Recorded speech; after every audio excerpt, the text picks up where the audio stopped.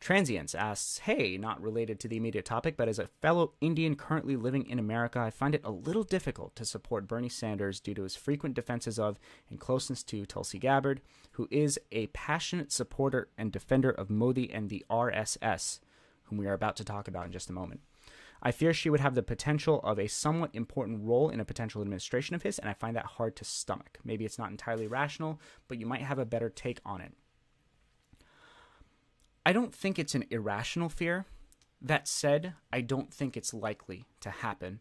I haven't heard Sanders really defend Tulsi Gabbard, at least not her views. I do think that Tulsi Gabbard has been treated unfairly in a lot of situations.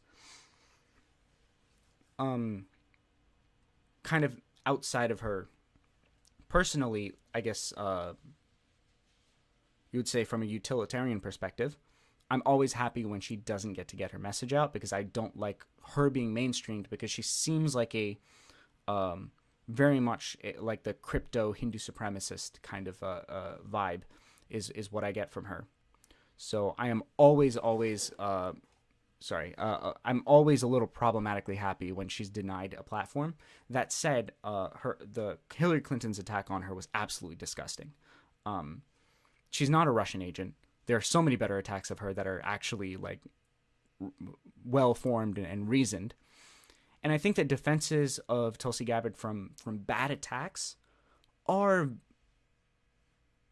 good defenses to make. And I think that's a part of Bernie Sanders' moral clarity, is that he does not, he will never defend Tulsi Gabbard on one of her garbage takes on RSS and Modi and Kashmir. If you want to see how Bernie Sanders would go about addressing Modi and BJP, you should see his comments on the invasion of Kashmir. I don't think he's made any comments on the Citizenship Amendment, though I don't think any politicians have, because it's a fairly domestic act, while the invasion of Kashmir or the annexation of Kashmir is a foreign policy issue. It's kind of a bigger move toward a global crisis. But if you want to see how Bernie Sanders would handle India, just look at his statements on India. He's very much against Hindu fascism, very much against the Hindu right, and his defenses of Gabbard are largely procedural, in that in terms of the media's propensity for silencing left mavericks, right? And Tulsi Gabbard, at least in terms of optics, is a left maverick. She entered in endorsing Medicare for All, which she waffled on. She entered into the race saying, she endorsed Bernie Sanders in 2016. And she entered into the race by reflecting progressive values, a lot of them, including anti-interventionism, which, of course, turned out to be she just wants drones killing Muslim children instead of American soldiers. And once that was discovered, she experienced a pretty decisive downfall with the left. And I do not see her having a serious position in a Sanders administration, at least not one that involves any interaction with foreign policy. And I don't see Gabbard having any influence on a Sanders administration's policy on people of different religions or ethnicities. I don't really see her as a threat to a Sanders administration. And I think the main takeaway from Bernie Sanders' willingness to find allies in rather controversial people is more about, he casts a really wide net that is about basically saying, as long as you reflect the values that I stand for, and you play to them and you work toward them, you have a place in my administration. But we know where we're going, we know what we want, and we're going after it.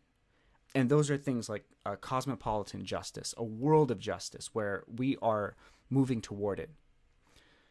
And I think it's really important to remember that any position that anyone has in his administration is never going to undermine the overall value of the administration, which has always been towards social justice and not against it. So even if Gabbard is in his administration, which I don't think she will be, but if she has a significant role in his administration, it will only her power will be limited to the extent to which she can help him achieve global social justice. I'm going to read one more comment because there is a response comment, but I don't want to. I do want to get to the next topic. His comments on Kashmir were encouraging, just always seemed a bit hard to square with his closeness to Tulsi. Maybe I'm reading too much into it because I'm so paranoid about Hindu supremacist influence corrupting mainstream left politics. I am too. I don't think she's a Russian agent by any means, just honestly someone who should be a neocon with leftist ideas occasionally. Yeah, but he's close to a lot of people. You know, I have Jewish friends on the left who are very uncomfortable with how close Bernie Sanders is to Linda Sarsour. And I understand it. Linda Sarsour has done some pretty bad stuff that can be framed in a, you know, she did bad things in defense of Palestinian rights or in defense of oppressed people in Gaza. And you could rationalize those. And I'm not saying that in a pejorative way. I think there is a legitimate moral relativist defense of Linda Sarsour that doesn't exist for people like Tulsi Gabbard. But there is no rational way to invalidate the concerns that American Jews have with Linda Sarsour being a part of the Bernie campaign. But the main thing to remember is that the reason that the campaign has allyships with such people is that there are many people who have been involved in human rights struggles who have done things that most of us would consider wrong, and that maybe most of us do consider wrong, and that there is a path to redemption for all those people. And that also kind of parallels Sanders' views on criminal justice reform, which is that our entire system should be about rehabilitation. And Bernie Sanders' democratic movement is not only designed to achieve real positive structural change through peace, it's designed to replace the violent means that some of these people are coming from. And that's also important, you know? There's no such analog with Gabbard. Gabbard is not, you said neocon with leftish ideas.